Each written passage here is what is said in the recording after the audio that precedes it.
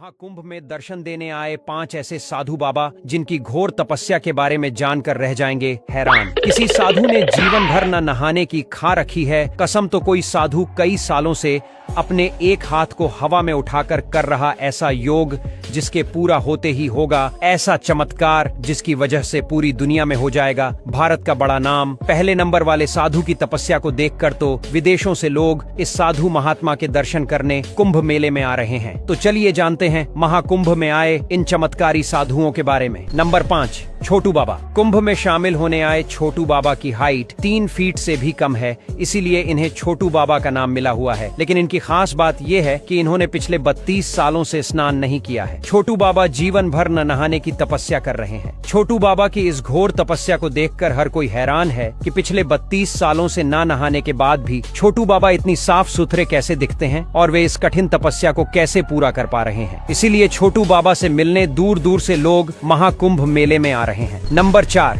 अनाज बाबा। कुंभ में शामिल होने आए अनाज बाबा की खासियत ये है कि ये बाबा पर्यावरण को ध्यान में रखते हुए ऐसी घोर तपस्या कर रहे हैं जो बड़े बड़े संतों के लिए भी कर पाना काफी मुश्किल है। दरअसल इन्होंने पिछले 5 सालों से अपने सर पर कई तरह की फसल उगा रखी है। अनाज बाबा के सर पर बाजरा, गेहूं और चना जैसी कई तरह की फसलें उगी हुई हैं। इन बाबा ने ये घोर तपस्या इसलिए शुरू की थी ताकि ये दुनिया भर में पर्यावरण संरक्षण का संदेश दे सके। नंबर 3, राधे पुरी बाबा। उज्जैन के रहने वाले राधे पुरी बाबा की तपस्या के बारे में जानकर पूरी दुनिया हैरान है। दरअसल राधे पुरी बाबा ने पिछले 15 सालों से अपना एक हाथ हवा में उठा रखा है। उनकी तपस्या के कारण उनके इस हाथ ने काम करना भी बंद कर दिया है, लेकिन इसके बावजूद भी उनका हाथ कभी नीचे नहीं हुआ। राधे पुरी बाबा के नाखून और उंगलियां भी एक दूसरे से जुड़ चुके हैं, जिस वजह से उनकी तपस्या को सबसे कठोर तपस्या भी माना जा रहा है। राधे पुरी बाबा का कहना है कि वे विश्व कल्याण के लिए इस तरह की तपस्या कर रहे हैं और जीवन भर उनका ये हाथ हवा में ही रहेगा। नंबर 2,